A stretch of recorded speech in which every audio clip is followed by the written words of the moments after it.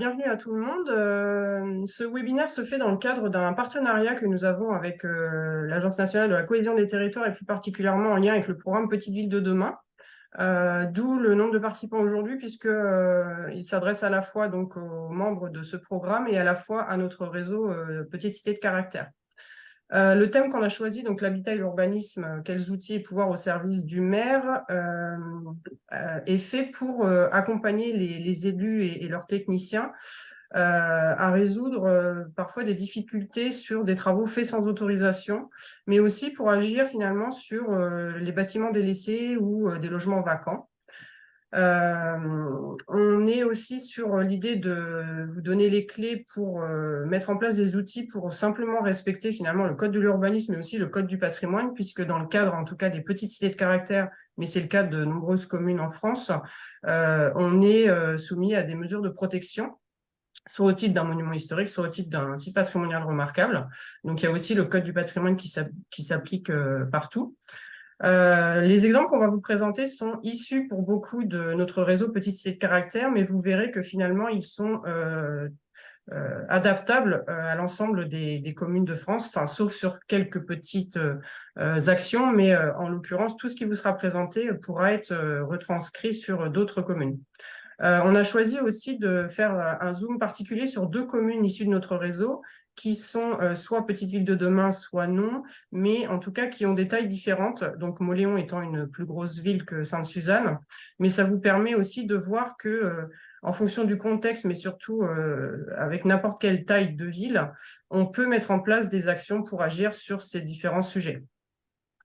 Alors, les intervenants, on va vous les présenter avant de démarrer. Donc, je suis moi-même Valérie Bouvet-Jeunard, donc je suis chargée de développement pour le réseau des petites cités de caractère et j'assure notamment avec Laurent Mazurier qui est présent avec moi le partenariat avec l'Agence nationale de la cohésion des territoires et notamment l'animation du partenariat sur les petites villes de demain. Donc, à nos côtés, nous avons Véronique André, qui est architecte des bâtiments de France en Bretagne, mais qui est aussi secrétaire de l'Association nationale des architectes des bâtiments de France, avec qui nous travaillons souvent, puisque pour nous, les architectes des bâtiments de France sont les premiers acteurs de terrain et nos premiers partenaires. Nous avons aussi Emeline Jaouen, qui est responsable du pôle promotion et développement du territoire de la commune de Mauléon, qui nous expliquera du coup quels procédés ils ont mis en place en interne pour agir sur ces volets-là. Et puis, Monsieur Galvan, qui est maire de Sainte-Suzanne, donc en Pays de la Loire, qui nous expliquera également la politique qu'il a mis en place pour agir sur l'habitat et l'urbanisme. Et puis, donc, je vous rappelle le contexte, on est sous la forme d'un webinaire, donc ne sont à l'écran que les intervenants. Pour qu'on puisse discuter tous ensemble, vous avez deux choses différentes. Vous avez le chat qui vous permet juste d'indiquer si vous êtes présent ou pas, voilà, des petits messages tout simples de bienvenue ou de clôture du webinaire. Et surtout, l'espace questions-réponses qu'on va vous demander de privilégier pour poser des questions éventuellement sur les différents sujets. Vous verrez qu'on a prévu des temps d'échange à la fin de chaque intervention pour pouvoir justement revenir sur des choses que vous auriez aimé plutôt approfondir. Donc, n'hésitez pas à aller surtout sur l'espace questions-réponses pour nous soumettre vos questions ou réflexions. Sachez que ce webinaire-là, il sera disponible en replay sur notre site internet. Voilà, et donc on vous fera part notamment aussi des contacts des intervenants si toutefois vous souhaitez les joindre après. Alors, je vais laisser la parole du coup à Véronique André qui va vous présenter, pour remettre un petit peu dans le contexte, les différents outils déjà à votre disposition pour la préservation du cadre de vie. Bonjour, bonjour à tous. Je vais effectivement faire un petit exercice pour vous présenter les outils de préservation des patrimoines en général et comment les maires peuvent s'inscrire dans ce travail pour préserver au mieux le cadre bâti et le cadre de vie des usagers et des habitants des villes et villages. Je fais très rapidement un petit laïus sur l'histoire des préservations du patrimoine et la législation patrimoniale. Pour vous dire que l'histoire est très ancienne, hein. Aujourd'hui, toute la législation actuelle s'est basée sur toute l'histoire de la protection des patrimoines qui a débuté début 19e, avec l'intérêt de la nation pour s'intéresser à la préservation des bâtiments, d'abord des bâtiments emblématiques qui présentaient une qualité architecturale indéniable. Et puis très vite se sont posé la question de la protection des paysages également. Et ensuite, la loi sur les abords des monuments historiques, donc que nous connaissons aujourd'hui et dans lesquels nous, architectes des bâtiments de France, nous travaillons quotidiennement. Et puis en dernier, une loi sur les secteurs sauvegardés et les ensembles bâtis urbains. Donc vraiment dans cette idée d'une protection qui n'aille pas que sur un objet architectural, mais vraiment sur son environnement, qui constitue à la fois son écrin et cet écrin qui est également un lieu de vie et un lieu où nous habitons tous collectivement. Je vais vous demander de passer à la slide d'après. Donc aujourd'hui, les différents outils qui sont gérés par le Code du patrimoine et légiférés également dans le Code de l'urbanisme, vous les connaissez probablement tous, hein. Le rayon des abords de monuments historiques, donc les rayons de 500 mètres dans lesquels tous les projets architecturaux, paysagers ou urbains sont soumis à l'avis de l'architecte des bâtiments de France. Si vous passez à la slide d'après, je vais vous expliquer comment fonctionnent les avis des architectes des bâtiments de France dans ces périmètres. Donc vous avez deux notions, alors peut-être certains d'entre vous les connaissent, mais c'est toujours bon de rappeler. Il y a ce qu'on appelle le champ de visibilité, c'est-à-dire les espaces où vous avez une co-visibilité entre le monument historique et le lieu où se situent les travaux ou le projet. Il peut y avoir une co-visibilité depuis le monument vers le site de projet ou du site de projet vers le monument, ou encore une covisibilité, ce qu'on appelle d'un tiers-point, c'est-à-dire qui, dans une même perspective, mettent en covisibilité le monument historique et le lieu de projet. Quand il y a une notion de covisibilité, c'est un avis conforme de l'ABF, c'est-à-dire qu'aujourd'hui, l'autorité compétente en termes de décision d'urbanisme, donc le maire, doit suivre notre avis. Et quand on est dans un avis simple hors champ de visibilité, le maire a à sa disposition le fait de suivre ou de ne pas suivre nos avis. Et dans le cas des espaces protégés et d'une volonté de vraiment préserver une architecture, un cadre de vie, bien évidemment, le maire peut s'appuyer sur nos avis pour émettre son arrêté final. Après, il y a une autre notion, donc là je vais vous demander de passer à la slide d'après. Donc les rayons de 500 mètres, on les connaît tous, hein, c'est globalement 500 mètres autour de toute partie protégée de l'édifice. Donc c'est pas toujours un joli cercle avec un rayon précis, parce que vous avez des monuments qui ont des formes et des contours différents d'un simple point. On travaille aujourd'hui, l'État, nous, les architectes des bâtiments de France, avec les collectivités et les élus, à réfléchir sur ce qu'on appelle aujourd'hui des périmètres intelligents. C'est-à-dire que les rayons de 500 mètres sont appliqués en tant que servitude à partir du moment où l'édifice est protégé, mais il est quand même aujourd'hui intéressant de poser la réflexion sur protéger l'écrin même de l'édifice et non pas un rayon un peu arbitraire qui des fois se trouve impacter des zones d'habitat ou des zones où il y a très peu d'enjeux patrimoniaux. Donc il y a possibilité de travailler entre l'État et les maires et les collectivités à la mise en place de périmètres délimités des abords. Donc c'est ce que vous voyez sur l'illustration. Là, il y avait plusieurs monuments avec leur rayon de 500 mètres. Et on a réfléchi avec la collectivité pour mettre en place un rayon plus intelligent, donc la délimitation, vous voyez en bleu, qui prend vraiment les éléments patrimoniaux et les ensembles à préserver autour et à proximité des monuments historiques. Donc tout ceci se fait vraiment dans un travail de co-construction entre les services de l'État et nous. Et puis vous, pardon. Et il faut savoir que quand on fait un périmètre délimité des abords, l'accord de l'ABF est du coup intégral sur l'ensemble des avis, c'est-à-dire qu'il n'y a plus la notion de champ de visibilité, de co-visibilité que j'évoquais par ailleurs. Donc ça, c'est les outils assez simples que vous rencontrez probablement dans l'ensemble et dans beaucoup de vos communes et de vos collectivités. Je vais vous présenter après les sites patrimoniaux remarquables. Donc, les sites patrimoniaux remarquables, c'est un outil du ministère de la Culture qui est une servitude qui s'applique aux documents d'urbanisme en vigueur sur les territoires. C'est la notion de site patrimonial remarquable, c'est là vraiment de dépasser la notion de protection et de préservation d'un seul élément architectural et de son environnement proche, mais vraiment de travailler sur un ensemble euh, urbain cohérent, urbain et paysager cohérent, afin de préserver la qualité architecturale et patrimoniale. Il faut bien prendre en compte que le site patrimonial remarquable n'est pas un outil dédié à l'enfermement d'un ensemble patrimonial, mais bien un outil de planification urbaine qui permet de préserver les patrimoines tout en intégrant les besoins et les besoins d'évolution et les besoins des habitants de la ville contemporaine. Donc, c'est vraiment travailler à préserver les patrimoines dans cette dynamique d'espace vivant et d'espace vécu et ne pas le figer dans le temps ou dans une époque particulière. Donc, je vais vous demander la deuxième slide. Dans les sites patrimoniaux remarquables, vous avez deux types de règlements qui peuvent être mis en place sur ces espaces protégés urbains. Donc, à la fois, vous avez les plans de secteur, les plans de sauvegarde et de mise en valeur, donc ce qu'on appelle les PSMV. Les PSMV, c'est des outils qui sont assez puissants parce que c'est un outil et un règlement qui se substitue au PLU.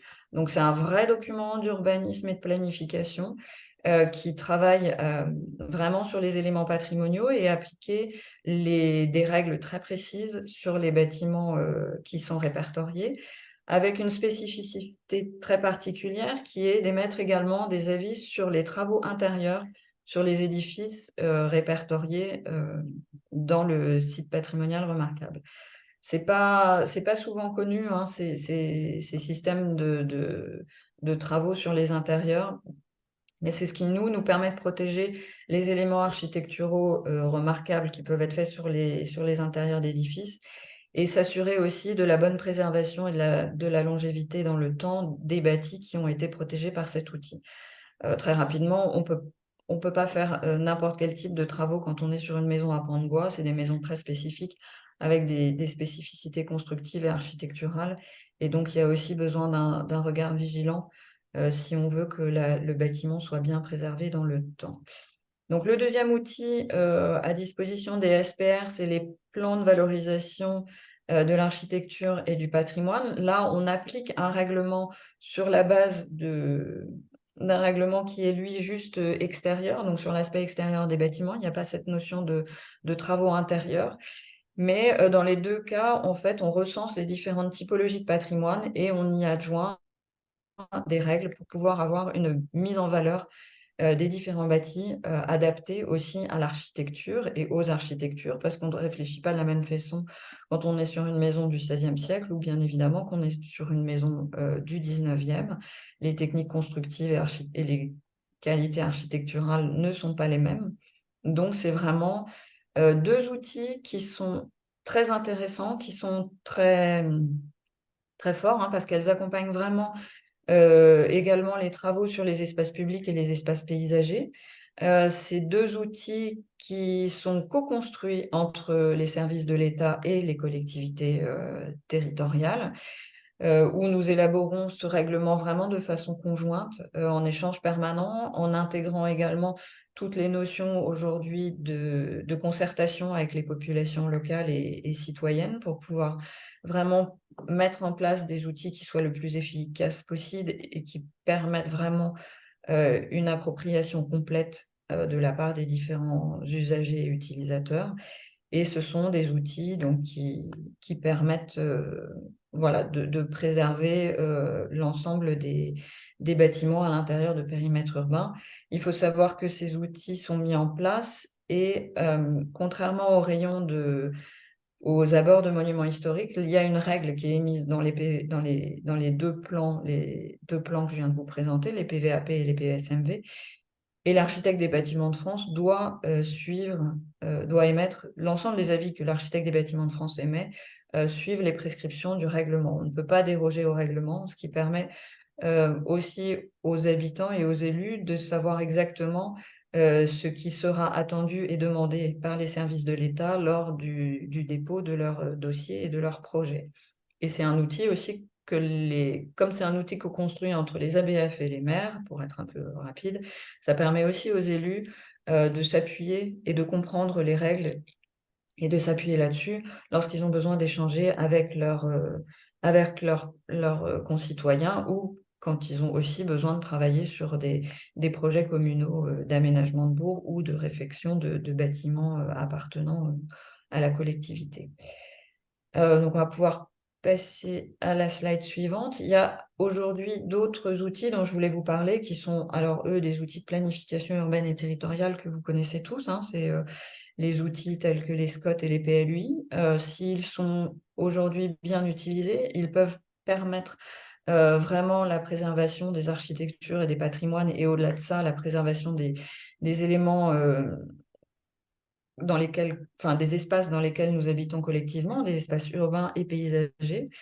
Donc, c'est deux outils qui peuvent être utilisés pour, il faut avoir du coup une méthodologie de travail, donc commencer par un recensement, c'est-à-dire découvrir un territoire et savoir qu'est-ce qu'on souhaite protéger ou qu'est-ce qu'on souhaite mettre en valeur ou participer à préserver. Donc, il faut travailler pas mal sur des notions d'inventaire, hein, sur les architectures et également sur les paysages et les ensembles bâtis. En travaillant sur ce recensement, c'est ce qui va aussi permettre de définir les différentes identités d'un territoire et de permettre à l'élaboration en fait et à la réflexion pour l'application d'éventuelles règles par rapport aux spécificités locales.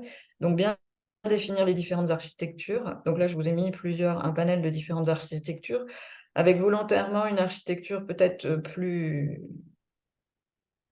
patrimoniale d'un patrimoine contemporain, en fait, parce qu'aujourd'hui, c'est des patrimoines qu'on a tendance à un peu oublier et qui a aujourd'hui une réelle réflexion à amener et à porter sur le patrimoine du XXe siècle, qui, s'il n'est pas aujourd'hui pris en compte, peut disparaître assez rapidement.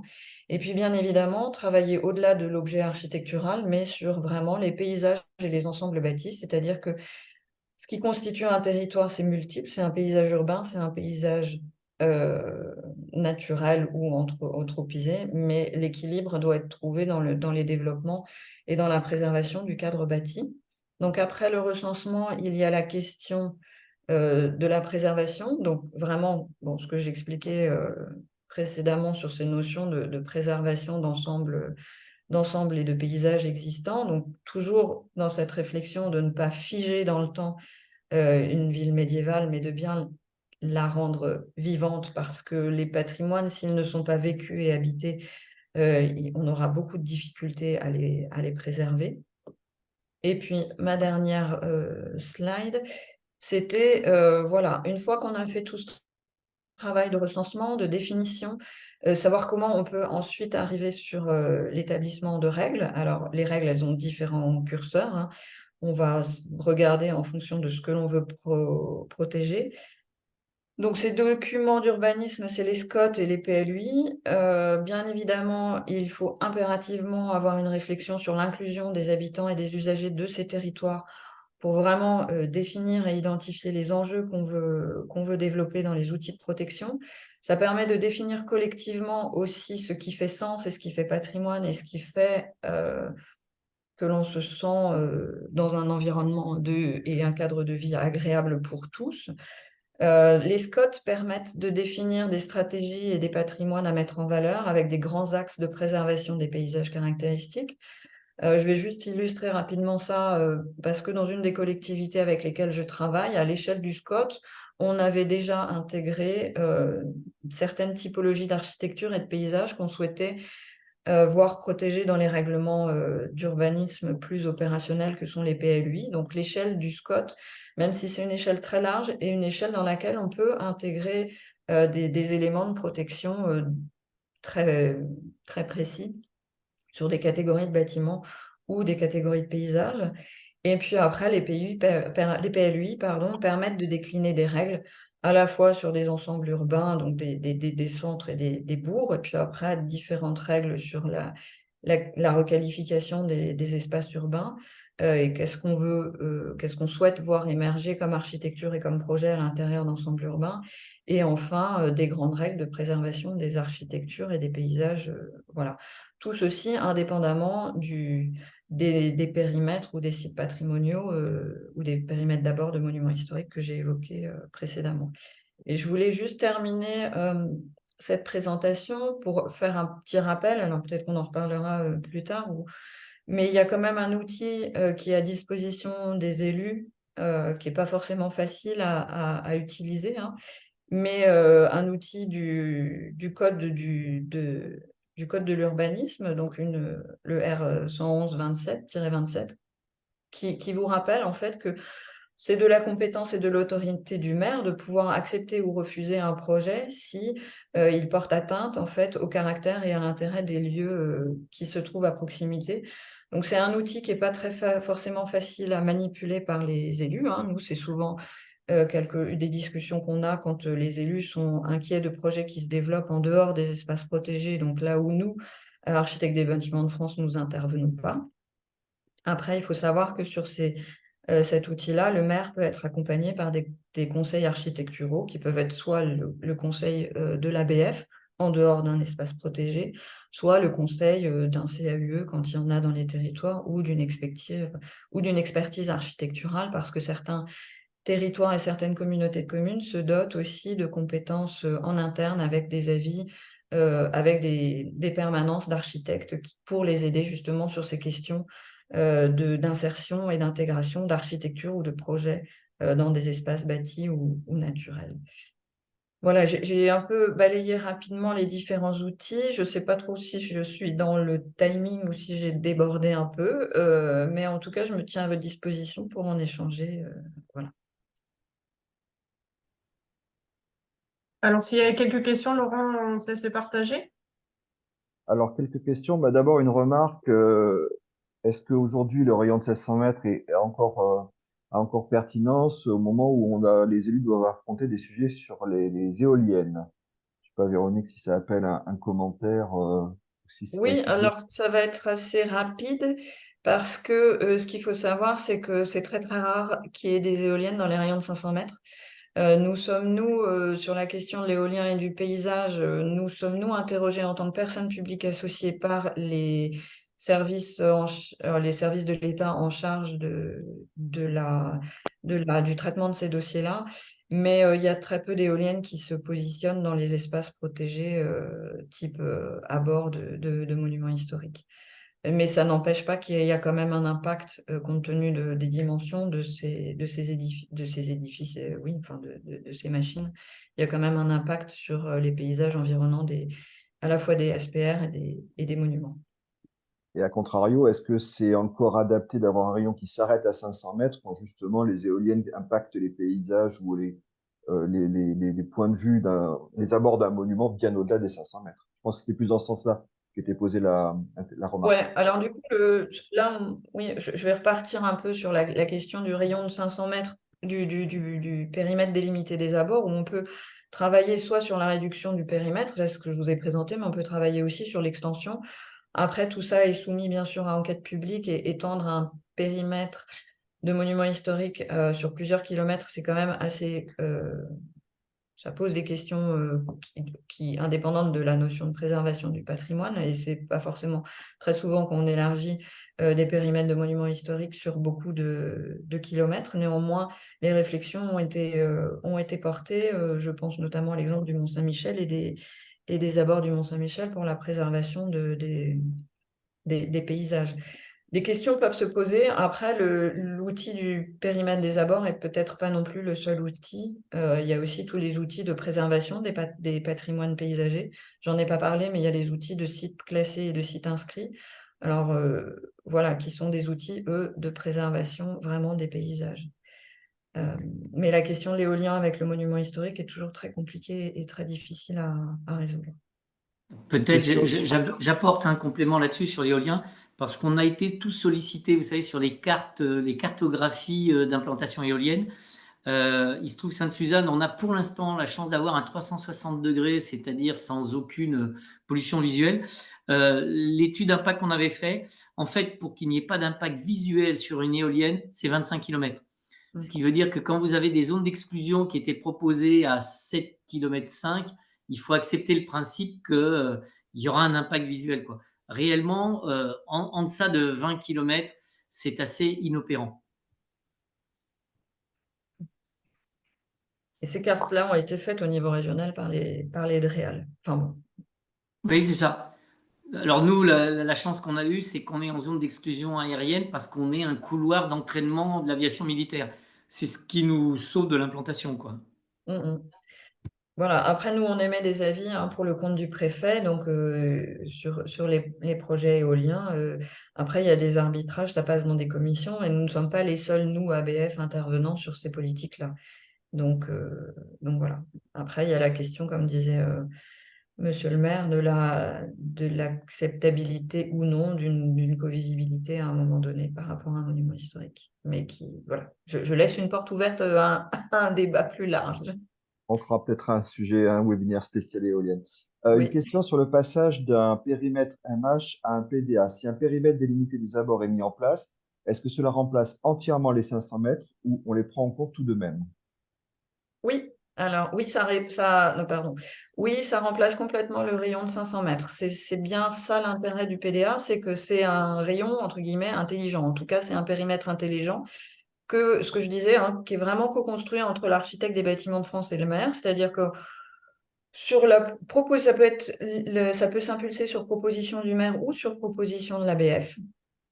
Et c'est un travail où on se rencontre plusieurs fois sur carte, en salle, où on réfléchit ensemble sur les éléments qu'on souhaite voir préservés autour de l'édifice protégé. Et à partir de ce moment-là, le rayon, à partir du moment où il y a un arrêté préfectoral qui est pris à l'issue de toute une procédure administrative tout de même, euh, le rayon des 500 mètres disparaît complètement. Et c'est ce que je disais, la spécificité du périmètre délimité des abords, c'est que l'avis de l'architecte des Bâtiments de France est un avis conforme dans le nouveau périmètre. Pour créer un SPR, comment fait-on? Alors, pour créer un SPR, la première chose à faire, c'est peut-être d'en parler à l'architecte des Bâtiments de France territorialement compétent. Donc, si la commune est soumise à des rayons de monuments historiques, vous le connaissez directement. Si la commune ne présente pas de rayon de monuments historiques, il faut joindre l'unité départementale de l'architecture et du patrimoine, donc nos services, les UDAP. Nous allons réfléchir, nous, avec vous, et nous allons aussi également intégrer dans cette réflexion la DRAC, donc qui est les DRAC qui sont les directions régionales de l'architecture, les services déconcentrés, pardon, du ministère de la Culture dans les territoires, et nous ancrons donc ces demandes et nous travaillons en collaboration avec nos collègues de la DRAC. Et après, nous soumettons cela à l'Inspection générale des patrimoines, donc au ministère de la Culture, qui répondent favorablement ou non aux demandes. Néanmoins, la première porte d'entrée, ce sera l'ABF territorialement compétent, et après, des échanges et des discussions pourront être mis en place par rapport à la nature des ensembles urbains et patrimoniaux sur lesquels vous souhaitez voir se mettre en place un site patrimonial remarquable. Et une dernière question, Véronique, je te laisserai peut-être répondre sur la question de Madame Azaz qui est assez technique, prendre le temps de lui répondre directement dans le chat. Mais j'ai plusieurs questions sur les panneaux photovoltaïques. Donc, qu'en est-il aujourd'hui des panneaux photovoltaïques dans les périmètres protégés ou dans la protection à bord? Est-ce que, et notamment dans le cadre des définitions des zones d'accélération des énergies renouvelables? Oui. Alors, le panneau photovoltaïque, et j'élargirai même la question sur la réhabilitation énergétique et thermique du bâti, mais c'est aujourd'hui un sujet d'actualité. Aujourd'hui, les architectes des Bâtiments de France rentrent complètement dans ces notions de transition écologique et environnementale. On ne travaille pas sans regarder ce qui se passe au niveau sociétal et environnemental. Même si notre entrée, c'est bien évidemment la préservation des patrimoines. Néanmoins, nous intégrons complètement cette dynamique dans nos réflexions. Aujourd'hui, l'ensemble des architectes des Bâtiments de France travaillent sur ces questions-là. Nous travaillons également avec nos directions régionales et le ministère de la Culture sur cette question d'intégration du panneau photovoltaïque. Il faut savoir qu'aujourd'hui, l'avis de l'architecte des Bâtiments de France reste conforme sur le photovoltaïque. Nous travaillons de façon co-construite et intelligente pour intégrer ces dispositifs de façon la plus adaptée possible par rapport aux spécificités locales. C'est-à-dire qu'il n'y a pas de règles édictées parce que chaque patrimoine et chaque village et chaque périmètre d'abord où chaque SPR est différent. Donc sur les notions d'abord, nous travaillons bien évidemment avec des notions de visibilité ou non de ces panneaux solaires. Donc peut-être nous les refuserons sur des espaces où ils sont très visibles et sur des patrimoines anciens. Voilà. Après, nous pouvons accepter, et ça arrive dans des espaces protégés, la mise en place de panneaux solaires sous certaines conditions, c'est-à-dire éviter des effets de mitage dans les toitures, et de travailler vraiment sur un projet architecturé de la mise en œuvre de ces panneaux solaires. Après, nous travaillons vraiment sur ces idées de co-visibilité et de visibilité des panneaux solaires en fonction de la visibilité soit proche, soit dans un paysage urbain éloigné, avec un souci de répondre aux besoins d'économie d'énergie constant. Mais voilà, à chaque fois, c'est au cas par cas en fonction de la spécificité, de l'architecture du bâtiment et de la co-visibilité ou non par rapport à un espace public. Mais ça ne nous interdit pas de travailler, notamment beaucoup avec les collectivités aussi sur des projets de collectivités territoriales. Je pense notamment aux ombrières photovoltaïques. Il y en a dans les abords de monuments historiques, il y en a dans les abords de SPR. Bien évidemment, c'est beaucoup de travail que nous menons avec la collectivité pour savoir comment les mettre et où les mettre au mieux pour pouvoir répondre aux besoins tout en préservant les différents patrimoines. Voilà. Ah, une dernière question qui nous arrive sur... Voilà, plein de questions. On va peut-être enchaîner, et garder vos questions. Là, certaines vont pouvoir être répondues en direct. Et de toute façon, Véronique André reste avec nous et on pourra remettre quelques questions après au cours du webinaire. Merci. Alors maintenant, moi, je vais vous présenter quelques exemples d'expériences, enfin d'actions qui ont été mises en place dans les petites cités de caractère. Donc, c'est un panel d'actions qu'ont mis en place nos élus. C'est loin d'être exhaustif, mais c'est juste pour vous donner des idées de toutes les choses qu'on peut mettre en place. Je voulais juste rappeler avant de démarrer que agir finalement sur les logements vacants ou sur les travaux faits sans autorisation, c'est finalement un panel de plusieurs choses qu'il faut combiner. Parce que agir, par exemple, que sur de l'incitation sans par ailleurs faire de l'accompagnement ou de la sensibilisation, ça marche beaucoup moins bien. Donc, dans l'idéal, en fait, il faut, et on le verra après avec l'exemple de Sainte-Suzanne et de Mauléon, mettre en place un vrai fonctionnement en interne qui permet d'agir en fait sur différents sujets. Alors, la première, c'est vraiment d'essayer de sensibiliser les habitants et les artisans aussi qui interviennent sur les travaux, en communiquant mieux, notamment sur le contexte de la commune. Alors, bien évidemment, dans les petits sites de caractère, on est soumis à des mesures de protection, donc soit au titre du monument historique, soit au titre d'un site patrimonial remarquable. Et donc, une surveillance s'opère d'autant plus. Donc, toutes nos communes quasiment ont aujourd'hui des sites patrimoniaux remarquables et beaucoup rendent accessibles ces règlements, justement, notamment sur des supports qu'ils mettent en ligne sur leur site Internet, mais aussi en éditant des documents qui vont pouvoir être mis à disposition des habitants. Donc, la première action, évidemment, c'est de sensibiliser les habitants au contexte territorial et de les informer finalement de toutes ces mesures de protection qui peuvent exister. Souvent, ils ne connaissent pas justement ces normes-là. Sur le sujet des sites patrimoniaux remarquables, d'autres exemples. Donc là, à Saint-Léonard-des-Bois, par exemple, ils ont mis en place avec le CAUE et puis le Parc naturel régional un guide justement qui relate un petit peu les préconisations, enfin en tout cas le règlement de sites patrimoniaux remarquables qui s'applique avec un document très didactique qui va permettre de montrer finalement ce qu'on peut ou ce qu'on ne peut pas faire sur ce périmètre. On a aussi beaucoup d'élus qui informent les habitants par moyen de courrier, par exemple, ou sur leur site internet, en expliquant aussi toutes les démarches qu'il faut faire avant d'entreprendre des travaux, mais aussi sur les aides potentielles qu'on peut obtenir dans certains territoires. Et ça, c'est une ressource pour les habitants, puisque sur un seul et même support, on va pouvoir retrouver finalement toutes les démarches à faire quand on lance des travaux de restauration. Et donc, un exemple aussi de courrier qui a été adressé par une mairie, mais c'est pas la seule, hein, il y en a plusieurs dans notre réseau, qui osent en fait envoyer des courriers aux pétitionnaires, leur expliquant, enfin notamment aux nouveaux habitants, expliquant justement qu'il y a un périmètre qui s'applique avec un règlement et que pour toute information, bien entendu, la mairie se tient à disposition.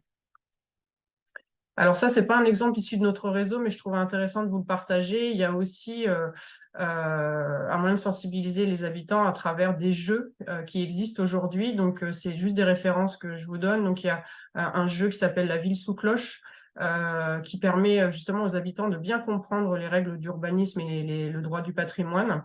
Donc, les commandes sont toujours possibles, hein. Je vous ai mis la référence avec le lien. Et puis, il y a un jeu de cette famille qui a obtenu un financement là, de la plateforme Ulule, qui est sur aussi les mesures de protection, qui permet là encore de bien comprendre les différentes mesures qui existent aujourd'hui et pour lesquelles les communes sont peut-être concernées. Alors, toujours en Pays de la Loire, donc à Sillé-le-Guillaume. Alors là, je vais vous dresser en fait plutôt des exemples d'actions isolées hein, qui se font dans certaines communes, mais qui sont assez intéressantes. Donc, par exemple, sur Sillé-le-Guillaume, ils ont organisé avec l'architecte conseil, puisque en région Pays de la Loire, il y a un système de conseil architectural qui est donné aux habitants et aux élus dans le cadre des petites cités de caractère. Et donc, avec l'architecte conseil, ils ont organisé une réunion d'information auprès des artisans du secteur qui vont intervenir sur les travaux de restauration pour justement les informer de ces règles, du fait que l'architecte conseil est là aussi pour les aider à trouver les bonnes formes architecturales et les matériaux à utiliser. Donc ça, c'est important aussi de pouvoir sensibiliser les artisans parce qu'ils ont aussi un devoir de conseil auprès des gens auprès de qui ils vont intervenir. Et bien souvent, c'est la première porte d'entrée sur laquelle on peut s'appuyer quand ils sont sollicités par des habitants. Alors, l'autre facteur qui va vraiment jouer sur le volet de l'urbanisme, c'est aussi de prendre le temps de former les élus et aussi les personnels de mairie à tous ces règlements. Parce que là encore, ça va être les premiers interlocuteurs des habitants. Et quand on maîtrise pas, par exemple, les procédures de règlement des sites patrimoniaux remarquables ou la règle des monuments historiques ou des PDA d'ailleurs, c'est un peu plus compliqué en fait de pouvoir assurer une veille sur les travaux. Donc, ce qui est important, et nous on le préconise dans notre réseau, c'est bien entendu de former, alors je ne sais pas si c'est le bon mot, mais en tout cas que l'ensemble de l'équipe municipale et du personnel de mairie soit vraiment au fait de ces règlements pour assurer quotidiennement finalement une veille sur les travaux qui s'opèrent dans les communes. Alors, il y a l'architecte conseil en Pays de la Loire, mais il n'est pas forcément présent partout. Il y a l'architecte des bâtiments de France, bien entendu, mais qui ne peut pas non plus être quotidiennement sur les communes, malgré quelques permanences mensuelles qui sont assurées parfois dans les communes. Donc voilà, donc le premier... les premières personnes qui peuvent agir, c'est bien sûr les membres de la mairie eux-mêmes. Alors, un autre exemple à Cézanne, donc là on est en région Grand Est, donc la commune a créé un service de police municipale qui va pouvoir permettre en fait d'assurer les missions en lien avec la police du maire et toute la gestion administrative qui est liée en fait à la gestion de ces dossiers-là. Ça permet à la commune en fait d'assurer vraiment une présence sur le terrain qui n'est pas forcément facile à mettre en œuvre pour les élus qui sont déjà par ailleurs bien occupés. Donc ce service de police municipale, et on le verra aussi tout à l'heure avec Cézanne, avec Mauléon, pardon, est assez efficace justement pour surveiller tous les chantiers sur la commune. Alors, à freiner, un autre exemple, c'est la mise en place d'un arrêté façade qui a permis justement à la ville de s'inscrire sur la liste départementale qui permet d'obliger au ravalement décennal des façades. Donc ça, c'est une demande qui doit être faite directement par la mairie auprès du préfet. Et dans certaines communes comme à Tréguier, par exemple, en Bretagne, cet arrêté façade s'accompagne aussi d'une campagne de ravalement sur certains linéaires. C'est-à-dire que sur certaines rues, ils ont rendu vraiment obligatoire cette campagne de ravalement. Alors, en région Nouvelle-Aquitaine, donc à Saint-Loup-la-Mairie, là encore, une belle initiative. En fait, la mairie avait organisé une journée immobilière pour faciliter la vente des logements vacants. Et donc, ils avaient travaillé avec une agence immobilière pour justement ouvrir les différents espaces inoccupés. Et donc, cette simple opération a permis sur une seule journée de remettre sur le marché 11 biens immobiliers. 5 ont été vendus dans cette même journée et 25 ont été vendus sur l'année. Donc voilà, donc des fois, c'est des initiatives toutes simples qui permettent d'agir sur les logements vacants, voilà, où souvent les propriétaires n'ont pas forcément eux-mêmes l'initiative de faire des actions, mais quand c'est porté par la municipalité, ça permet d'agir. Alors, dans la même idée, à Joinville, donc ils ont mis en place plusieurs années de suite une opération qui s'appelle Oser Joinville, où là, l'objectif, c'était aussi de faire découvrir à tout type de potentiels acheteurs, pardon, tous les biens à vendre sur la commune. Donc, c'était à la fois des biens pour les habitants, mais aussi de futurs habitants, mais aussi les commerces pour inciter des futurs commerçants ou artisans à s'installer. Donc, c'est une opération qui marche très bien aussi. Donc, c'est sur un week-end entier. Et ils ont profité de cette opération-là pour mettre en place un guide de l'investisseur qui permet là aussi aux personnes qui vont venir investir sur la commune de connaître le contexte territorial, quelle protection se met en place, quel dispositif d'aide je vais pouvoir solliciter, quels conseils je vais pouvoir trouver, etc. Ces documents, d'ailleurs, vous pouvez les retrouver sur le site internet de la ville. Alors, à Saint-Calais, pour agir sur les logements vacants, cette fois, la municipalité avait souhaité arrêter la politique des lotissements pour favoriser le réinvestissement des logements en centre-ville, puisque sur cette commune-là, il y avait énormément de logements vacants, à tel point qu'en 5 ans de politique active sur la reconquête du centre-bourg, un peu plus de 300 logements ont été vendus. Donc, ce qui veut bien dire que finalement, ce n'est pas forcément les lotissements qui vont attirer des nouvelles familles, mais bien une vraie politique envers les logements. C'est pas parce que les logements en centre-bourg sont plus exigus, n'ont pas forcément de jardin, etc., qu'ils ne vont pas attirer des familles. Donc voilà, donc c'est un exemple concret qui vous montre que finalement, les lotissements ne sont pas qu'une solution finalement pour retrouver des habitants. Et que cette politique active sur Saint-Calais a vraiment transformé aussi la ville et a redynamisé le centre-bourg.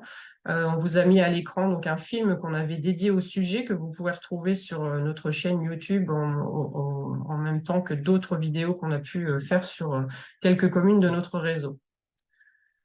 À Joinville, à nouveau, ils ont mis aussi donc, une opération un peu plus ciblée sur les bâtiments insalubres à travers la mise en place d'une opération de restauration immobilière. Donc, ils ont ciblé, en ce qui les concerne, 11 immeubles qui relèvent d'une insalubrité rémédiable. Et sur ces bâtiments-là, donc, ils ont mis en place tout un dispositif, notamment financier, pour pouvoir remettre sur le marché ces bâtiments. Alors, à Ille-sur-Tête, donc là, on est en Occitanie, dont un exemple qu'on retrouve aussi dans d'autres communes, hein, bien sûr, et pas que dans les petites cités de caractère. Donc, ils ont mis en place un permis de louer, qui est une autorisation préalable à la mise en location du bien et qui va permettre finalement de lutter contre l'habitat indigne et les marchands de sommeil, puisqu'on va vraiment avoir un œil, entre guillemets, sur la qualité du bien avant même sa mise en location. Donc ça, c'est un outil assez intéressant aussi et qui permet vraiment d'agir sur le volet locatif des biens. Alors à Tréguier, à nouveau, ils ont mis en place donc une prime de 3 000 € pour la sortie de vacances, donc dans le cadre d'une OPAH qu'ils ont mis en place. Donc ça, c'est pour les logements vacants de plus de 3 ans qui sont conventionnés du coup et remis sur le marché locatif. Et en parallèle, ils ont mis en place une taxe sur les logements vacants pour inciter justement les propriétaires à sortir leur logement de cette vacance. Alors, agir sur l'habitat, c'est aussi inciter finalement les habitants à restaurer leur propre patrimoine. Et donc, ça passe aussi par des mesures incitatives financières. Donc, on a pas mal de petites idées de caractère aujourd'hui qui mettent en place des aides financières dédiées à la rénovation, restauration des immeubles, notamment pour agir sur tout ce qui est visible de l'espace public. Donc, on parle de changement de menuiserie, de ravalement de façade, de changement de toiture, etc. Donc, en fonction des communes, bien entendu, l'aide est différente. Mais on voit par exemple à Sille-Guillaume où la commune a eu la chance pendant quelques années d'avoir aussi des aides de la région et du département qui fait qu'avec l'aide supplémentaire de la commune, les particuliers pouvaient bénéficier de 55% de subventions pour la restauration de leur patrimoine. Donc là, pour le coup, on est vraiment sur de l'incitatif et ça marche vraiment. Sachant qu'en plus, quand un particulier fait des travaux, souvent ça donne envie aux voisins de s'emparer du sujet et de faire pareil. Et au final, c'est tout un linéaire et toute une ville qui retrouve un peu son cachet.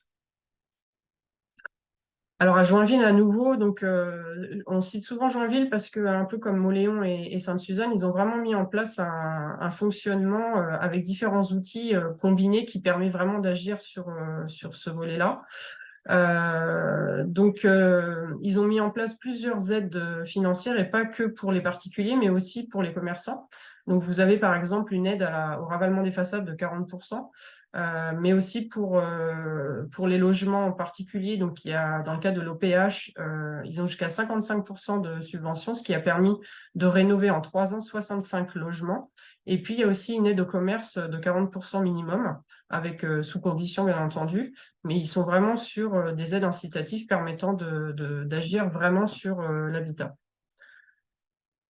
Alors, à Brulon, un autre exemple qu'on voit de plus en plus apparaître dans des communes, ils ont signé donc une convention avec la Fondation du patrimoine qui permet à la commune en fait d'attribuer en complément des dispositifs de la fondation une petite aide financière supplémentaire. Donc en l'occurrence à Brulon, ils ont fixé une aide de 2 euros, mais là encore le montant en fait et le pourcentage se fait en fonction de la volonté des communes d'agir sur leur patrimoine. Donc là c'est 2%, mais on peut imaginer que ça peut être plus si vous le souhaitez.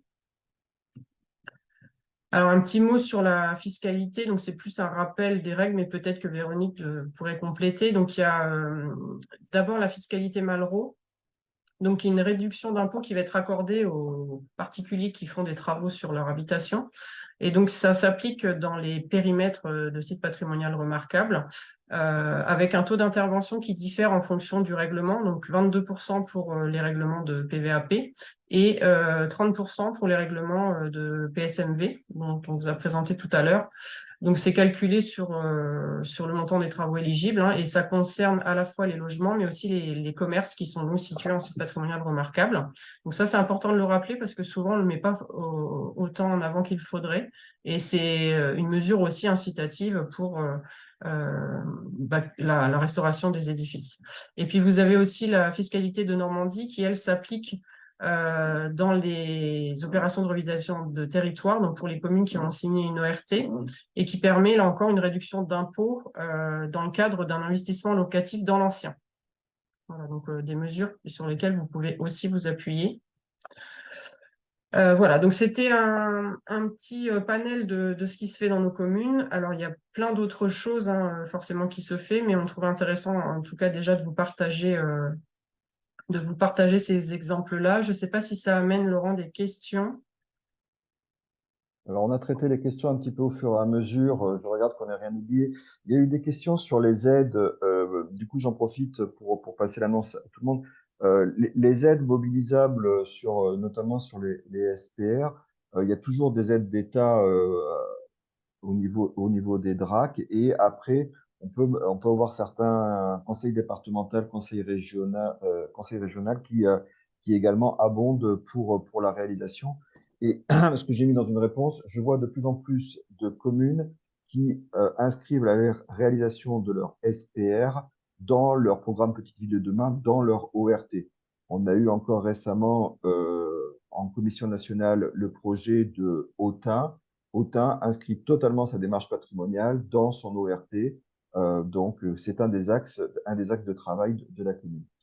Je vous ai mis dans la dernière réponse que j'ai fait à Madame Azaz le lien de la plateforme qu'a créé la NCT, qui s'appelle aide-territoire, alors qui est toujours en bêta, c'est une adresse .beta.gouv.fr, et qui cherche à recenser de façon exhaustive toutes les aides qui peuvent être mobilisées par les collectivités sur tous les sujets. Donc, regardez aussi sur ce site aide au pluriel territoire au pluriel .beta.gouv.fr. Normalement, on doit trouver déjà une grande partie des réponses sur ces questions d'aide. Je ne sais pas si du coup la question de Monsieur Halimi a trouvé réponse, Véronique, sur la question était les ABF peuvent-ils intervenir et aider à rationaliser le passage des câbles téléphoniques dans les centres de nos bourgs en agissant auprès des opérateurs téléphoniques? Oui, alors je m'excuse parce que j'ai pas réussi à répondre et j'ai pas appuyé sur le bon bouton. Bah, par contre, je vais répondre sur la question des opérateurs, mais je voulais juste, comme on était sur la fiscalité, rebondir sur ce que vous disiez. La fiscalité Malraux dans les SPR, elle est pour les propriétaires bailleurs. C'est une question, hein, mais les propriétaires non bailleurs ne peuvent pas en bénéficier. Et le deuxième sujet, qui n'est pas un petit sujet, c'est qu'il faut savoir que quand vous êtes en site patrimonial remarquable, avec alors là, ça va être un peu technique et peut-être que simplement les gens qui connaissent déjà l'outil vont comprendre, mais si vous êtes dans un site patrimonial remarquable antérieur à 2016, donc à une loi, la loi LCAP, hein, c'est une loi de préservation des patrimoines, le dispositif Malraux ne s'applique pas. Il s'applique sur les sites patrimoniaux remarquables avec un règlement de PEVAP et un règlement de PSMV. Je dis ça parce que dans les sites patrimoniaux remarquables où on a des vieux règlements qui peuvent dater déjà des années 80-90, le dispositif Malraux n'est pas possible sans une procédure procédure administrative un petit peu complexe à mettre en place, qui peut quand même se mettre en place, hein, mais qui nécessite quand même une procédure un peu plus lourde. Par rapport à la question des opérateurs, donc oui, je suis désolée, j'ai pas réussi à répondre parce que je manipule pas très bien l'outil. Sur les opérateurs et les câbles de téléphonie et tous les câbles qui se promènent dans les villes, on peut travailler, nous, et moi je le fais hein, dans certaines des communes avec lesquelles je travaille, on rencontre les opérateurs régulièrement et quand ils ont des projets, notamment quand ils travaillent sur des longs linéaires de façade sur rue, où on travaille avec eux pour leur expliquer où on souhaite que les câbles passent pour ne pas empirer ce qui existe déjà. Ce qu'il faut savoir, c'est qu'en général, les opérateurs rajoutent des câbles aux câbles, mais c'est très rare que des câbles soient enlevés et substitués des façades. Tout ça doit normalement faire l'objet d'une déclaration préalable en abord ou en site patrimonial remarquable au titre de la modification de façade. Donc moi, je vois des déclarations préalables sur ces dossiers-là. Et en fonction des problématiques et des sujets, je demande à ce que les câbles passent et suivent certains cheminements plutôt que d'autres. Et une fois qu'on a réussi à rencontrer les opérateurs, les grandes règles elles sont mises en place et ça peut être assez simple en fait. Nous avons des questions de monsieur le maire du Dora en Haute-Vienne sur le sujet complexe de traitement des immeubles abandonnés. Alors c'est vrai que la loi a un petit peu évolué sur les biens sans maître. Les questions de succession en indivision sont un cauchemar effectivement dans toutes les communes et pour tous les élus. Et effectivement, quelques aspects, enfin quelques retours notamment de communes qui ont essayé d'avancer sur ce sujet-là. Et monsieur le maire insiste sur le soutien de l'État nécessaire pour traiter de ces sujets extrêmement complexes. Véronique, si ça appelle un commentaire de ta part. Alors les biens sans maître, je suis pas expert juridique, donc je vais avoir du mal à reprendre toutes les questions à apporter des points de précision là-dessus. Néanmoins, c'est un sujet que je croise au quotidien avec les élus avec lesquels je travaille. C'est bien évidemment extrêmement compliqué.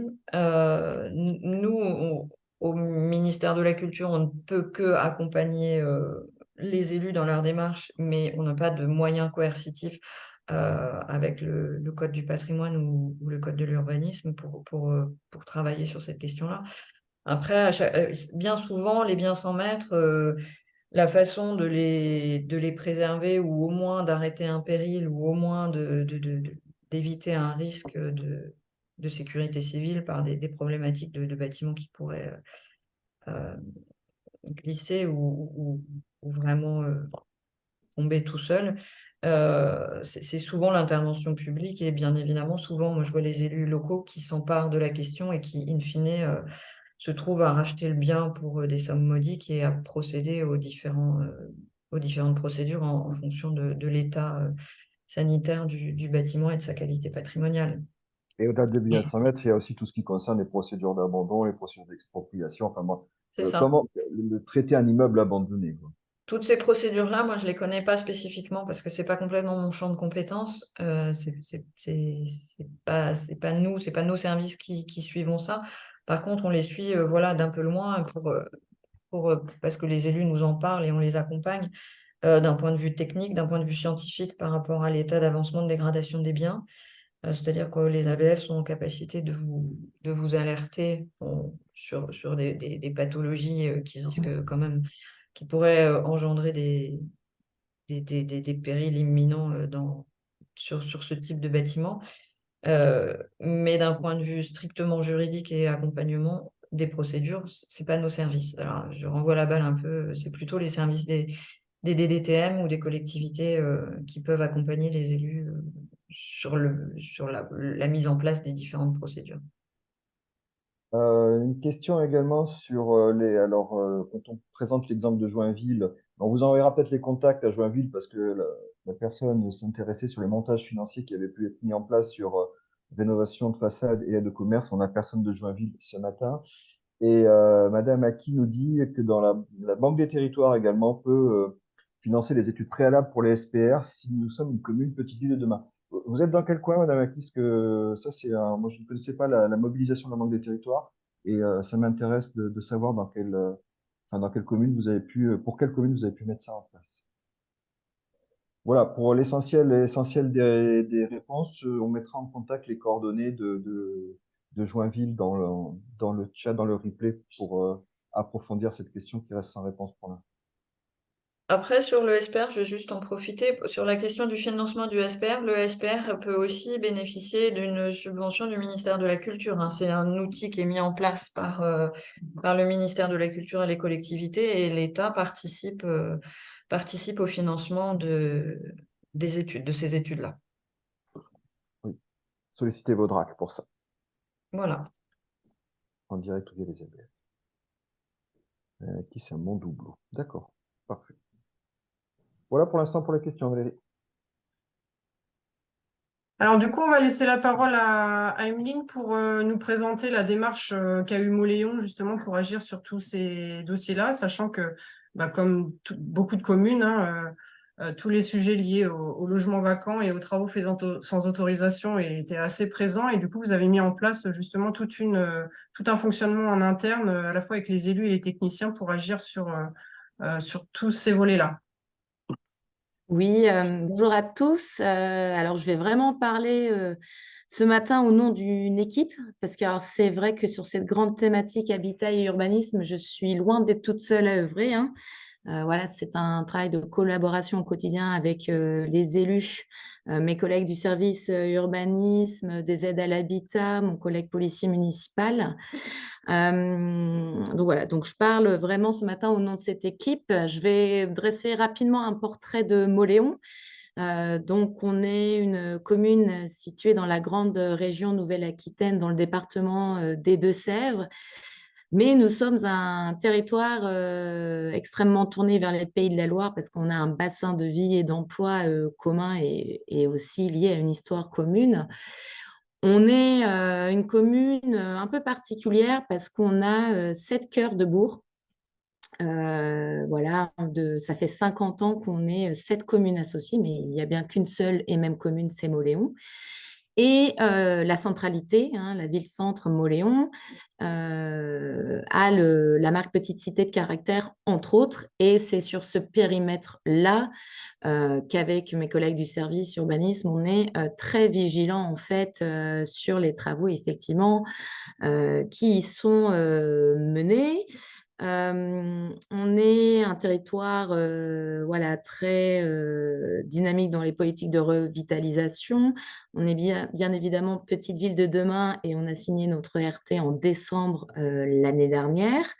Mais on était, un an avant d'être PVD, lauréat d'un dispositif régional porté par la Nouvelle-Aquitaine sur cette même thématique.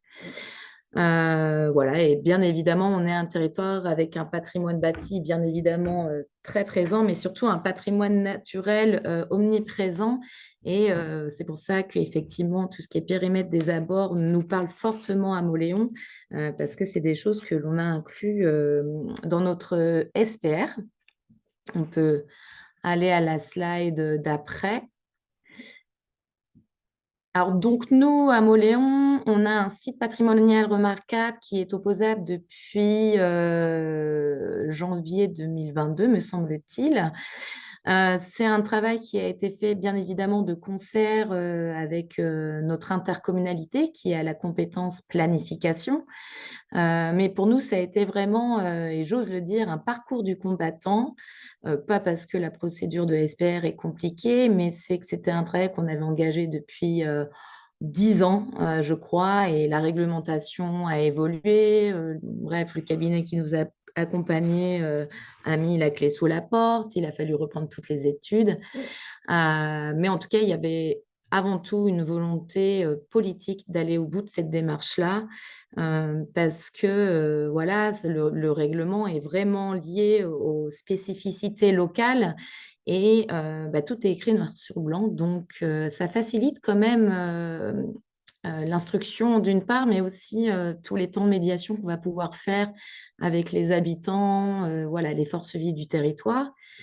Donc, ce SPR a bien évidemment un règlement, hein, et là, c'est plus mon collègue urbanisme qui pourrait en parler.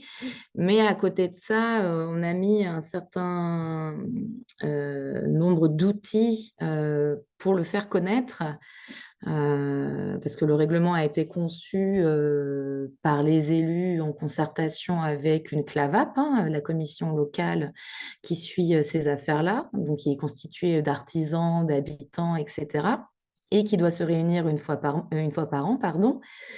Mais à côté de ça, donc on a mis en place un livret de promotion de ce site patrimonial remarquable qu'on a ensuite mis à disposition des agents immobiliers, des notaires qui nous accompagnent voilà, sur la promotion de ce périmètre particulier, hein, parce que peut-être l'avez-vous aussi dans votre territoire, mais la marque Petite Cité de Caractère est vraiment devenue un argument marketing pour les agents immobiliers. Voilà, sur toutes les annonces liées à ce périmètre-là, nous, on voit toujours Petite Cité de Caractère de marquer. Mais alors, par contre, quand il faut faire la promotion des travaux, là, c'est plus du tout dans les propos de nos partenaires. Donc, on a mis vraiment en place ce livret-là, qui soit vraiment un outil de communication très simple, hein. C'est un 4 pages, je pourrais vous le communiquer si certains le veulent. Et à côté de ça, on a travaillé donc avec notre ABF et notre bureau d'études sur un cahier de recommandations qui est, on va dire, une synthèse du règlement et qui est là vraiment pour accompagner plutôt les artisans, vraiment sur ces questions-là. Parce que lorsqu'on a élaboré notre SPR, on a eu bien évidemment des temps de médiation avec les artisans avant qu'ils soient opposables. On a fait plusieurs balades urbaines aussi avec les habitants sur des thématiques très différentes, hein. Ça pouvait aller de la simple menuiserie à la toiture, à la notion de visibilité, etc. Donc, ça s'est accompagné voilà, de temps importants, ce site patrimonial remarquable. Et aujourd'hui, voilà, il faut vraiment que ça soit porté, hein, de toute façon par les techniciens et les élus, parce que voilà, vous le savez, ce n'est pas forcément toujours simple de montrer que c'est un outil vertueux pour nos cités. qui ont eu tendance, en tout cas, moi je prends l'exemple de Mauléon, à se paupériser en termes patrimonial. Nous, on n'a pas du tout de vacances de logement à Mauléon, bien au contraire. Nous, on a un site touristique très important à quelques kilomètres de chez nous qui est le Puy du Fou. Ce qui fait que nous, on a eu beaucoup de bâtiments dans notre cité qui ont été divisés en 5, voire 6, voire 7 appartements et dont les travaux n'ont pas toujours respecté la réglementation en vigueur. On peut passer à la slide suivante. Alors, comme de nombreux exemples qui vous ont été présentés, il y a bien évidemment des outils incitatifs qui ont été mis en place à l'échelle de la commune, donc sur l'ensemble de nos 7 cœurs de bourg, en lien avec la communauté d'agglomération. Et sur le périmètre spécifique de notre petite cité de caractère, on a ce que l'on appelle, nous, des bonus. C'est vrai qu'on échange au quotidien avec les habitants et souvent, ce qui nous revient, c'est qu'il y a effectivement un surcoût lié aux matériaux spécifiques de ce SPR. Et donc, pour tous travaux faits dans ce périmètre-là, il y a un bonus à la fois de la commune de Mauléon, mais également de l'Interco. L'idée, c'est vraiment d'accompagner, d'avoir des travaux qui soient vraiment conformes. Alors, ces aides, elles vont à la fois intervenir sur la grande thématique embellissement. Ça va de la menuiserie, façade, mur de clôture.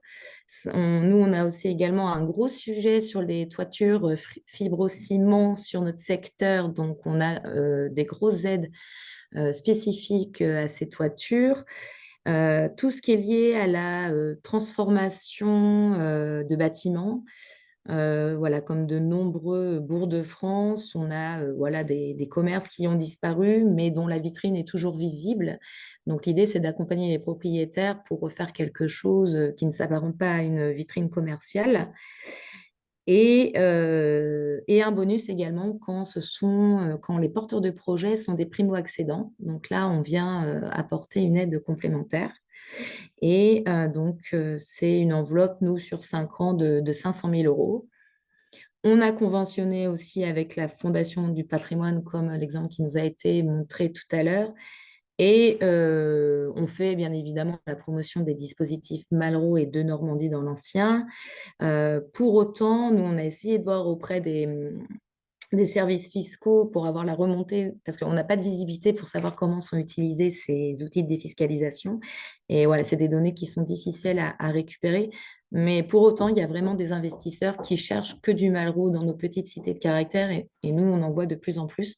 Donc, ça peut être intéressant aussi pour y habiter, soit des biens à l'abandon, des logements vacants, etc.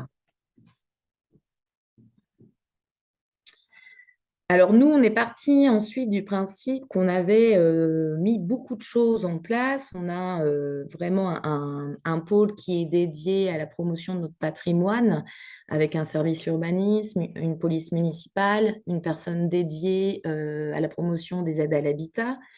On a mis en place des outils incitatifs. Donc, on s'est dit maintenant, on ne veut plus voir de travaux non conformes au sein de notre collectivité, ou en tout cas au sein de notre petite cité de caractère. Et donc, on a créé en interne, alors c'est vraiment propre à Mauléon, il faut que ça soit réajusté à chaque territoire, mais une procédure interne liée aux travaux non conformes ou aux travaux même sans autorisation.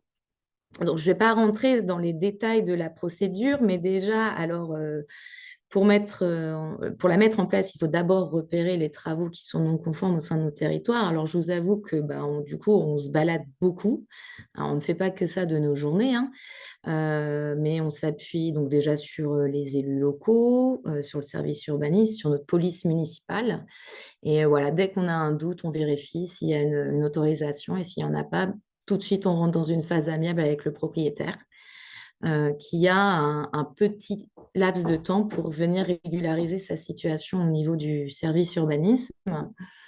Et passer ce temps-là amiable, s'il n'est pas venu nous voir, nous, on dresse tout de suite dans la foulée un procès verbal. qui est donc bien évidemment envoyé en gendarmerie au procureur avec une copie à l'ABF. Et maintenant, ce qui est nouveau et ce qu'on ne faisait pas avant, c'est que l'on se permet aussi d'envoyer un courrier à l'entreprise qui a mené les travaux lorsqu'on la connaît, lui rappelant aussi ses obligations vis-à-vis de son ou ses clients.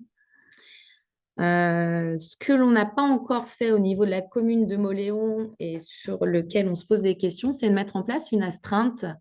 Il faut que ça passe en conseil municipal, en fait. Donc, par exemple, lorsque vous avez des travaux sur votre territoire et qui ne se sont pas interrompus malgré l'arrêté que vous avez pris, eh ben, vous avez la possibilité de fixer une astreinte journalière. Et ça peut être voilà, aussi un outil à porter à la connaissance des habitants pour éviter que cette amende soit utilisée. Nous, aujourd'hui, on a quand même un certain nombre de procès-verbaux chez le procureur et malheureusement, je pense qu'on doit dresser un procès-verbal par semaine maintenant. La liste s'accumule et c'est vrai qu'on est plutôt maintenant dans l'attente qu'il y ait un retour du procureur. Par contre, ce qu'on a vu évoluer, c'est vraiment la relation avec notre gendarmerie qui suit ces questions-là avec nous. Avant, on faisait le nécessaire et les personnes qui avaient fait les travaux non conformes ou sans autorisation n'étaient pas du tout convoquées. Et aujourd'hui, les choses ont bougé. C'est-à-dire que les personnes contre qui on a fait un procès-verbal sont convoquées à la gendarmerie et il y a vraiment une relation qui s'est mise en place, c'est-à-dire que nous, au minimum, une fois par mois, on fait une relance. Et par contre, le jour où effectivement il y aura entre guillemets une sanction, hein, effectivement, ça va faire effet boule de neige, je pense, localement. Donc voilà, c'est une procédure qui est adaptable et qu'il faut assumer.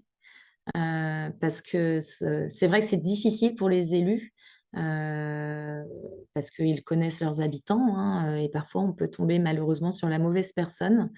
Mais il faut avoir un traitement égalitaire et ça, je sais que c'est plus facile, nous, techniciens, de le faire, par contre, que pour des élus. Hein. Ce qu'on a mis aussi en place à raison de 2 à 3 fois dans l'année, donc c'est des temps dédiés auprès des agences immobilières et des notaires, mais également aussi des artisans habitants. Donc, on a mis en place les cafés de l'habitat.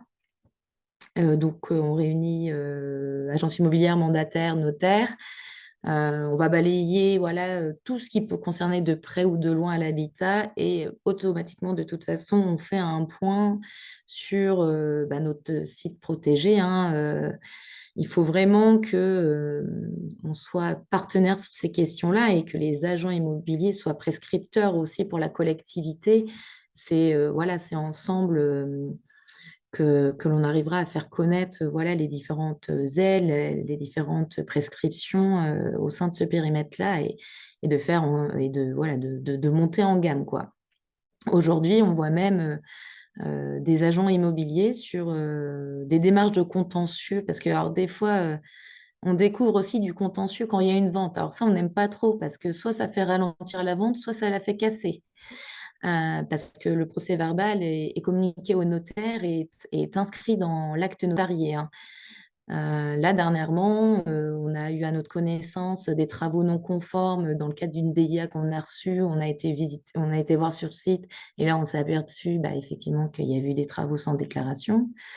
Lorsqu'on a fait le rendez-vous sur site avec le particulier, il a été accompagné effectivement de son agent immobilier et effectivement, c'était même très intéressant qu'il soit à nos côtés parce que voilà, ça lui a permis de voir qu'on était vraiment dans quelque chose de constructif. Hein.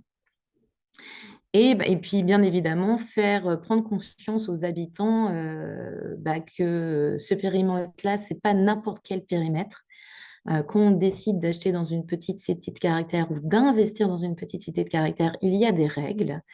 Alors les règles, on les accepte à très court terme, puis en fin de compte, après, on les oublie un petit peu. Donc c'est pour ça qu'on met vraiment des temps de sensibilisation chaque année sur des petits périmètres, voilà, pour avoir un temps de médiation dédié. Et ça, c'était juste un petit peu en aparté parce qu'on parlait tout à l'heure de bien s'en mettre ou de logements totalement laissés à l'abandon avec des problèmes de succession. Donc, par exemple, l'image de gauche, nous, c'était un bien où il y avait effectivement des gros problèmes de succession. Et nous, on a signé en fait une convention pluriannuelle avec l'EPF. Et moi, je conseille vraiment les territoires à faire ça parce que c'est vraiment des emmanches juridiques très complexes et nous, clairement, on n'avait pas la compétence professionnelle pour assumer ce suivi-là. Et voilà, moi, je conseille aussi aux territoires de se rapprocher de leur EPF pour voir comment ils peuvent travailler ensemble. Surtout que maintenant, alors peut-être qu'il y a des territoires qui sont concernés dans l'Assemblée, mais Mauléon, nous, on est soumis à la loi SRU et on a un rattrapage de logements conventionnés important à faire et on travaille de concert avec les bailleurs sociaux pour qu'ils développent du logement social dans notre petite cité de caractère. Et donc là, on a deux opérations. On est sur totalement des friches, hein, on ne va pas se le cacher. Vous savez, deux opérations justement de logement conventionné au sein de la petite cité de caractère. Donc comme quoi les choses sont possibles aussi pour réinvestir le patrimoine et voilà, faire en sorte que voilà, ça soit vraiment un travail de partenariat au quotidien.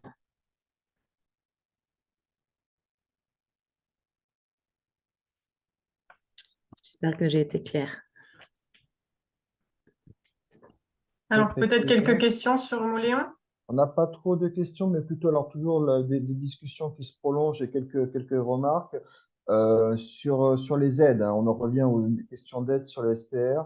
Donc, Madame Dallot nous dit que les aides de la Banque des Territoires qui sont des enveloppes de 85 000 euros qui sont mises à disposition des EPCI dans le cadre de Petites Villes de demain peuvent être fléchées sur des études, y compris de SPR, si on reste sur des études pré-opérationnelles.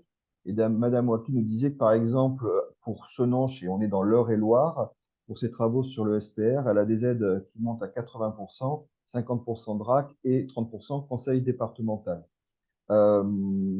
Monsieur Crémieux demande que le document qui nous a été présenté là par Mauléon sur le SPR, est-ce qu'il est possible de l'avoir dans le replay à disposition pour justement ce petit document pédagogique que vous avez réalisé?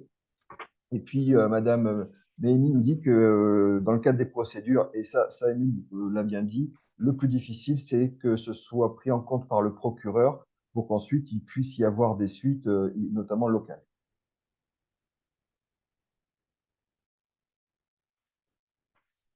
Parfait. Alors, on va laisser la parole maintenant à Michel Galvan, le maire de Sainte-Suzanne, qui, pareil, va nous expliquer la politique mise en place par la commune pour agir sur l'habitat.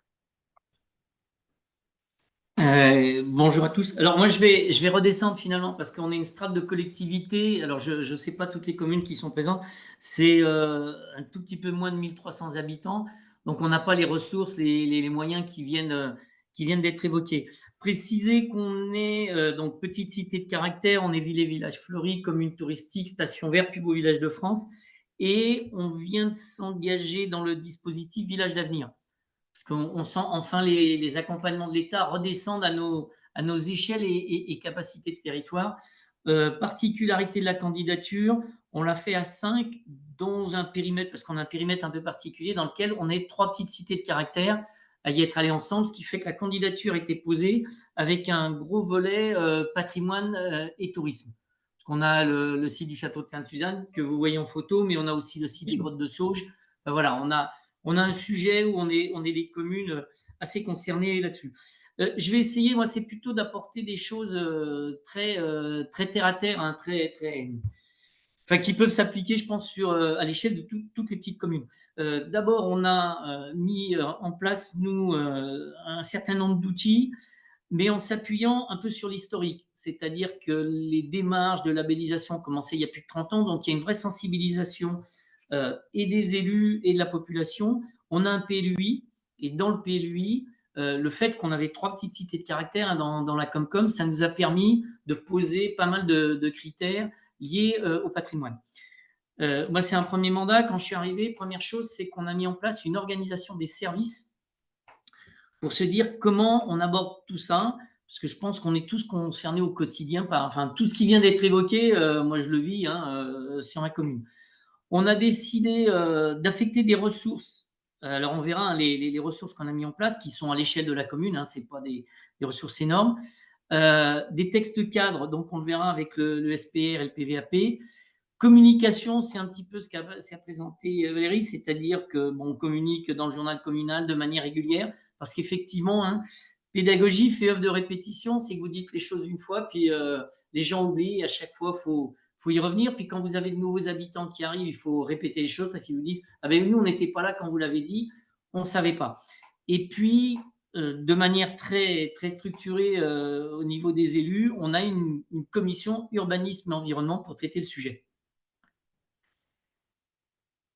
Alors, dans la politique qu'on a mis en place, hein, la démarche de labellisation, ça je viens de vous le dire, des projets d'aménagement qualitatif de l'espace public.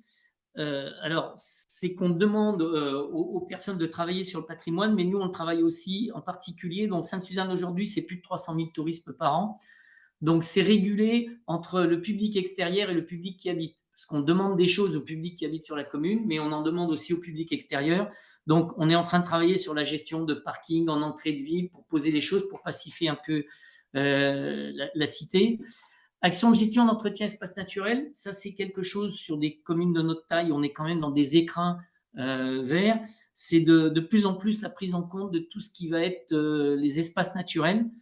Alors on est en train de travailler sur un plan de gestion, puisque la cité sur un éperon rocheux avec toute une ceinture verte et puis après en bas toute une rivière qui passe, et un plan de gestion qui permet d'intégrer l'ensemble des éléments entre le patrimoine bâti et le patrimoine naturel. Politique de communication et de médiation auprès des habitants, donc ça c'est vraiment de manière régulière. Et puis on a eu un positionnement fort, donc là je donnerai des exemples sur des demandes de dérogation, alors un peu comme Moléon, alors à notre échelle, hein, on a des procédures juridiques en cours, parce qu'à un moment donné, si on n'y va pas, on n'avancera pas. On a des choses qui portent leurs fruits dans le sens où quand vous avez une procédure juridique et puis qu'il y a une décision de justice, dans nos petites communes, l'info circule très vite. Hein. Donc là, on commence à voir des gens qui disent « Oui, il vaut peut-être mieux passer par la mairie parce que sinon, effectivement, ils vont y aller. » Et puis, gestion des espaces, enfin ça je l'ai dit, en matière d'accueil touristique. Alors, sur les choses concrètes, si on peut avoir la slide après. Donc, le PLUI au niveau intercommunal, et on est en train de le retravailler. Au fur et à mesure où on avance, on sent qu'on avait déjà un bon outil, mais qu'il y a des choses à repréciser. Et ce qu'on demande dans le PLUI, c'est qu'il y ait vraiment la prise en compte de certaines communes, sachant que c'est assez intéressant.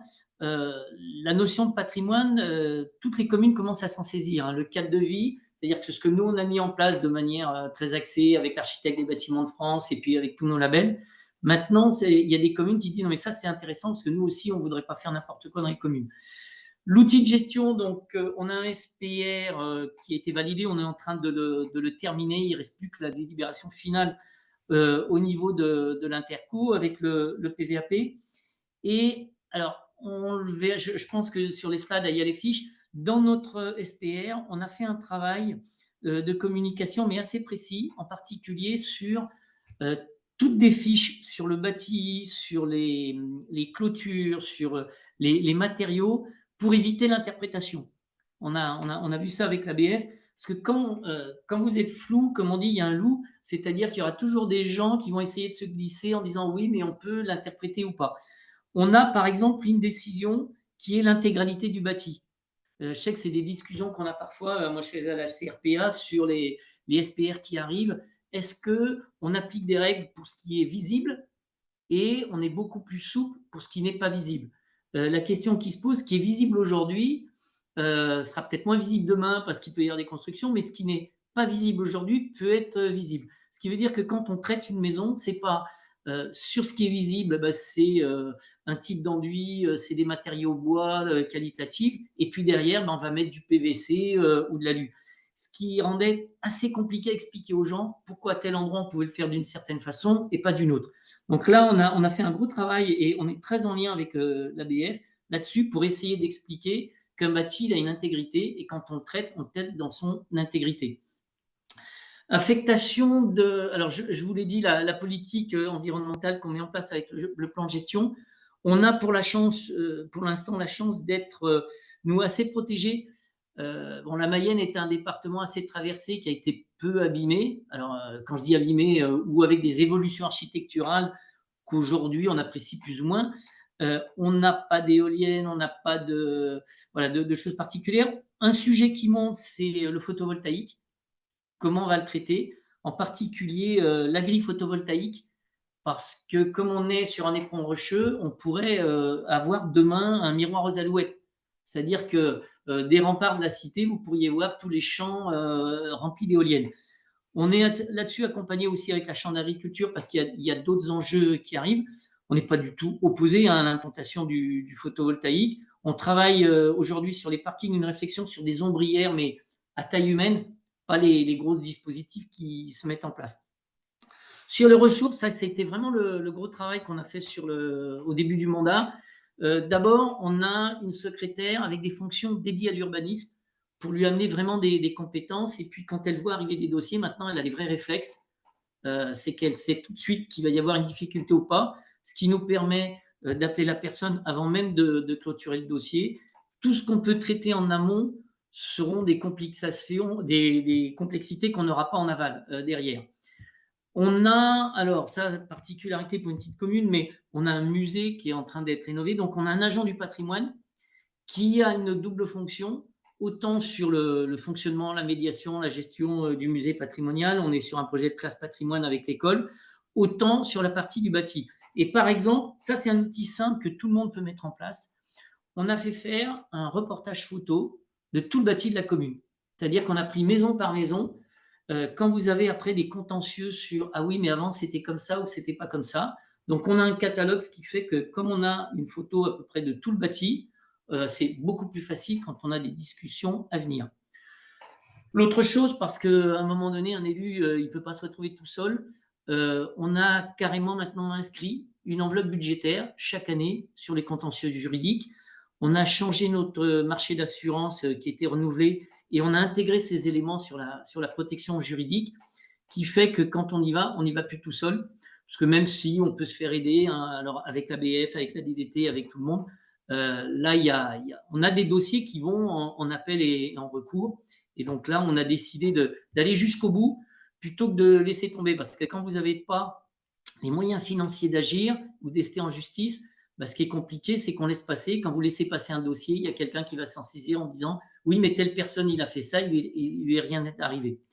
Et puis, l'autre phénomène qui monte, on a beaucoup de gens qui veulent installer des boutiques, des commerces, c'est le problème du règlement local de publicité, alors avec des chevalets qui apparaissent dans la ville, des choses très créatives en matière de parasols, d'affiches. Donc là, on est en train de travailler dans la révision du PLUI à l'intégration d'un règlement local, puisqu'à partir du moment où vous avez un PLUI, le règlement local, il s'applique pour le PLUI et pas que pour la commune.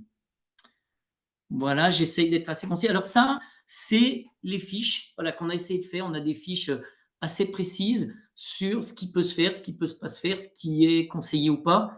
Ce qui permet, et ça c'est dans le document du SPR, qui fait que quand on est en discussion, on donne le document aux gens et on leur dit voilà, regardez le document. Et après en amont, alors on a un architecte conseil aussi qui nous accompagne. On s'appuie beaucoup sur ce document et ça a facilité toutes les interprétations qu'il y avait derrière.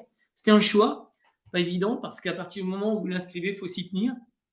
Et on a souvent des gens qui viennent nous dire oui, mais vous vous rendez compte, les coûts des matériaux, nous, on ne peut pas faire. Alors après, on leur dit aussi, hein, quand vous achetez une maison dans un village avec tous les labels qui est classé, il faut s'attendre à… On a eu, alors je ne sais pas si d'autres communes ont été concernées, nous, il y a eu le moment du Covid, on a vu apparaître… toute une population que je dis néo-ruraux, c'est 50% des biens qui ont été vendus l'ont été faits par des Parisiens.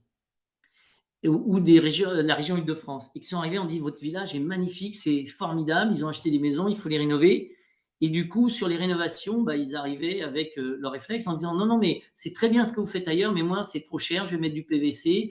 Par exemple, sur les murets, les grilles à barodage avec la végétation, eux, ils étaient la logique parisienne. Hein. Alors après, ça, on verra. Ça, c'est la magie aussi qu'on a sur notre commune. C'était, on met du festonnage, des plaques en acier. Donc là, on a un travail avec ce nouveau public qui est à faire et on s'appuie beaucoup sur ce document. Après, donc la slide d'après. Alors bon, ça, je pense que c'est ce qu'on rencontre tous dans nos communes. Hein. On a eu l'utilisation de matériaux non conformes, les volets roulants partout, en fenêtre de toit. On est allé jusqu'à la mise en péril, qui est une démarche qui n'est pas simple et sur laquelle il faut vraiment suivre le cheminement, c'est-à-dire faire un constat, demander la nomination d'un expert et pas envoyer un courrier. Là, je conseillerais de ne pas envoyer un courrier comme ça, ou en tout cas un courrier informatif si rien n'est fait. On a par exemple une rue qui a quasiment été fermée pendant 6 mois pour pouvoir aboutir à ce que ça bouge côté propriétaire. On a 3-4 dossiers de contentieux par mois, ce qui est pas mal hein, pour une commune de 1300 habitants, qu'on arrive quand même majoritairement à traiter à l'amiable. Et le fait qu'on ait eu des contentieux juridiques sur lesquels on soit allé jusqu'au bout, les gens savent que si vraiment ça bloque, on suivra des faits. On a, en 2022, on a eu 3 contentieux juridiques et en 2023, on en a eu 2.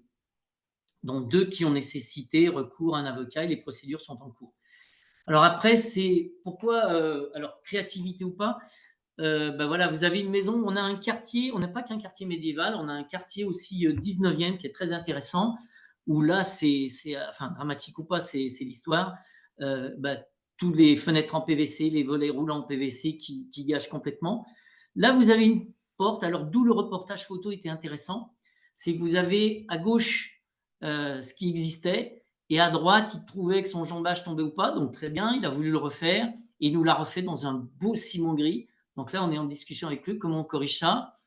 Installation, la photo que vous avez après, c'est voilà, fenêtre en PVC, puis alors on le voit peut-être un peu, des gros joints en silicone. Donc quand on parlait des entreprises, nous aussi, on essaye maintenant, chaque fois qu'il y a des entreprises qui interviennent sur Sainte-Suzanne, de les sensibiliser. Et quand on a des gens avec qui on est en discussion, qui font une déclaration préalable ou des permis de construire, et qui a le nom des entreprises, on leur dit, mais que vos entreprises nous appellent, qu'on leur explique un petit peu ce qui est possible ou pas possible.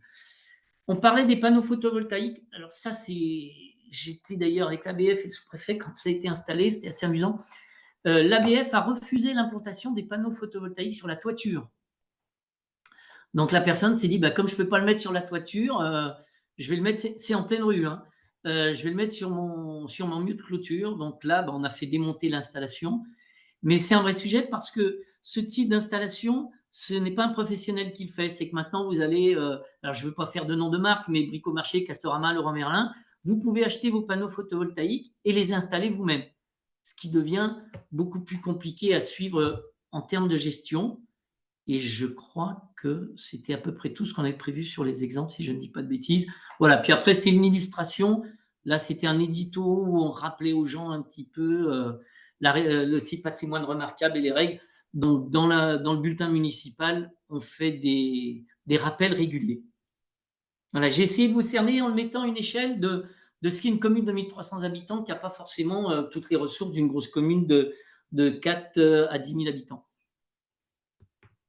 Merci. C'était effectivement un peu l'objectif de l'exercice de proposer des retours d'expérience de communes avec différents moyens. Donc effectivement, celui de Sainte-Suzanne illustre très bien l'idée qu'on peut agir même sans forcément avoir une grosse équipe technique derrière ou beaucoup d'habitants. Je ne sais pas, Laurent, s'il y a des questions du coup sur cette partie-là.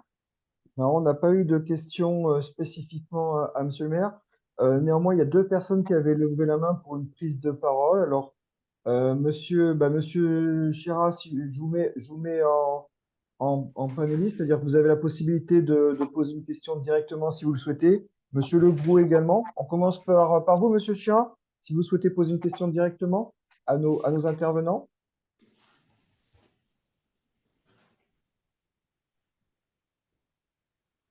Ah, voilà. Vous m'entendez? Oui, on vous entend. Voilà. Oui, d'abord, bravo à monsieur le maire de Sainte-Suzanne. Le Dora, c'est 1600 habitants. Donc, vous voyez, on est dans la même gamme. On fait face exactement aux mêmes problématiques. Et donc, j'étais très heureux de vous entendre parler de votre ville et de ce que vous faites au niveau de l'urbanisme. Je n'ai pas de commentaire particulier, mais c'est vrai, globalement, faire respecter les règles de l'urbanisme, c'est très compliqué. Enfin, je veux dire, des petites communes n'ont pas de police municipale. On a des ASVZ éventuellement. Enfin, ça prend beaucoup de temps des élus. Voilà. Mais bon, c'est comme ça. Mais bravo, monsieur le maire, encore. Merci. Monsieur Legroux, je vous ai mis en panéliste. Vous pouvez poser votre question. Vous avez sollicité la parole. Ouvrez votre micro et normalement, c'est bon.